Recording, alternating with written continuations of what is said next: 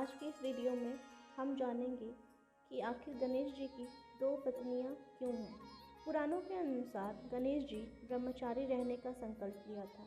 देवयोग से संयोग ऐसे बने कि उनका ब्रह्मचारी रहने का संकल्प तो टूटा ही, साथ ही विवाह भी हो गया, वो भी दो स्त्रियों से।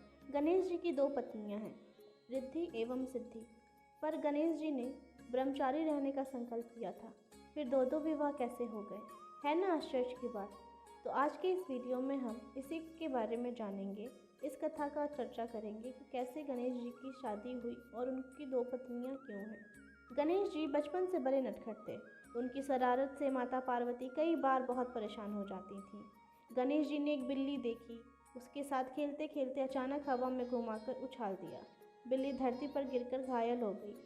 गणेश जी बिल्ली की ओर दौड़े तो वह अचानक गायब हो गई। बाल गणेश खेलते खेलते थक चुके थे तो अपने घर चले। उन्हें भूख लग गई थी। वह माता पार्वती से भोजन मांगने लगे। देवी पार्वती ने कहा, पुत्र अभी थोड़ी देर बाद आओ, तब भोजन देती हूँ, क्योंकि अभी मेरे पूरे शरीर पर धूल लगी है। मैं धूल धूसरित हूँ, जोर से गिरी भी हूँ, इसलिए शरीर में दर्द हो रहा है। अभी औषधि का लेप लगाकर विश्राम कर रही हूँ। बाल गणेश ने सुना कि माता को चोट लगी है तो दुखी हो गए। उन्होंने पार्वती जी से पूछा, माता आप कैसे गिर गई?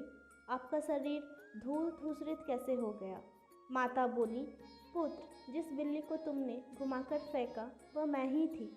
मैं मातृ स्वरूपा हूँ। संसार के सभी जीव मेरे अंश हैं, इसलिए किसी को कष्ट न दिया करो। तुम किसी भी जीव को कष्ट देते हो तो वह कष्ट मुझे ही होता है। गणेश जी को बड़ा दुख हुआ कि उनके कारण माता को कष्ट हुआ। माता ने तो बाल गणेश की शरारतें कम करने के लिए एक अच्छी बात सिखाने की कोशिश की थी, पर यह कोशिश उल्टी पड़ गई। गणपति जी ने माता की बात की अपनी तरह से एक ऐसी व्याख्या कर ली कि माता के लिए पहले से भी बड़ी समस्या पैदा हो गई। गणेश जी इस बात को मन में गांठ बांधकर बैठ गए कि संसार के सभी जीव मेरी माता के ही अंश हैं। जब सभी जीव माता के अंश हैं तो मातृस्वरूप हो गए, इसलिए वह कभी विवाह नहीं करेंगे। सभी स्त्रियों को माता समान पूजेंगे। इसी विचार में गणेश जी ब्रह्मचारी रहने का विचार कर लिया। उन्हें शिव गणों से पूछा कि ब्रह्मचारी के लिए सबसे उत्तम कार्य क्या होता है। नंदी आदि गणों ने सोचा कि गणेश जी जिज्ञासावश पूछ रहे हैं, सो उन्होंने बता दिया कि ब्रह्मचारी को ब्रह्मा की साधना करनी चाहिए। इसके लिए उसे पवित्र स्थल पर ध्यान तप आदि करना चाहिए। गणपति को सुझाव अच्छा लगा। वह तप करने के लिए गंगा तट पर गए और वहां ध्यान में लीन हो गए। इसी बीच एक अन्य घटना हुई। असुर कुल में जन्मी तेजस्विनी वृंदा, जिसका नाम तुलसी भी पड़ा, विवाह योग हो गई थी। वृंदा इतनी तेजस्विनी थी कि उनके योग कोई वर ही नहीं था। गुरु के परामर्श पर वृंदा अपने लिए योग वर की तलाश में स्वयं निकली। सारे संसार में उन्हें अपने योग्य कोई वर नहीं मिला। घूमते घूमते तुलसी गंगा घाट पर पहुंची। वृंदा ने तप में लीन गणेश जी को देखा। उनके आकर्षक व्यक्तित्व और तप को देखकर वह उन पर मोहित हो गई। गणेश जी को रिझाने के लिए वृंदा तरह तरह के स्त्रियोचित प्रयास करने लगी। इस प्रयास में वृंदा का भी काफी समय व्यतीत हो गया, पर गणेश जी का तप चलता रहा। वृंदा ने भी प्रयास न छोड़ा। गणेश जी वृंदा के प्रपंच देख रहे थे। उन्हें आश्चर्य भी हो रहा था कि यह स्त्री इस प्रकार का आचरण आखिर क्यों कर रही है। आखिरकार उन्होंने वृंदा से पूछ ही लिया, देवी आप कौन हैं और यहाँ पर तरह तरह के स्वांग क्यों रचा रही हैं? वृंदा ने अपना पूरा परिचय बताया। यह भी कहा कि पिता उनके योग्य वर नहीं खोज पाए, इसीलिए मुझे स्वयं अपने योग्य वर की तलाश में निकलना पड़ा। सब जगह घूम आई पर कहीं योग्य वर नहीं मिला। वृंदा ने विनती भाव से कहा, आपको देखकर मेरा कार्य पूर्ण हुआ। मैं आप पर मुग्ध हूँ। आपको प्रसन्न करने के लिए तरह तरह के स्त्रियोचित भंगिमाएं कर रही हूँ। मैं सर्वगुण संपन्न हूँ। जितनी रूपवती हूँ उतना ही विचारवान, कार्य व्यवहार कुशल हूँ। मेरे पिता का कहना है मैं सर्वगुण संपन्न हूँ। जितनी रूपवती हूँ उतना ही विचारवान एवं कार्य कुशल हूँ।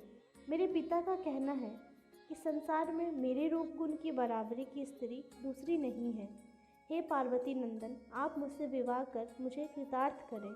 मैं आपको उत्तम पत्नी की तरह हर प्रकार से प्रसन्न रखूंगी। गणेश जी भी चक्कर में पड़ गए। ब्रह्मचार्य का विचार किया है, आया हूँ तब के लिए और यहाँ पर यह विवाह करना चाहती हैं मुझसे। इनकी बुद्धि फिर गई है। इसे समझा बुझाकर बेचना होगा, ऐसा गणपति जी सोचने लगे। गणेश जी समझाने लगे, देवी आपके पिता ने अगर आपको सर्वगुण संपन्न कहा है तो ठीक ही कहा होगा, उस पर कोई तर्क वितर्क करना उचित नहीं। परंतु हे देवी, किसी ब्रह्म योगी का ध्यान भंग करना अशुभ होता है। मैंने ब्रह्मचारी रहने का विचार किया है, इसलिए अब मैं तपोलीन रहना चाहता हूँ। मैं विवाह बंधनों में नहीं बंध सकता।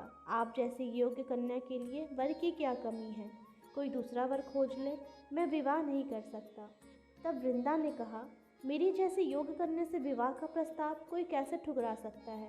वृंदा का गर्व उसकी बुद्धि को ग्रसने लगा। गणेश जी ने तो शांत होकर अपनी व्यवस्था बताई थी, पर रूप के गर्व में चूर वृंदा ने उसका तात्पर्य गलत लिया।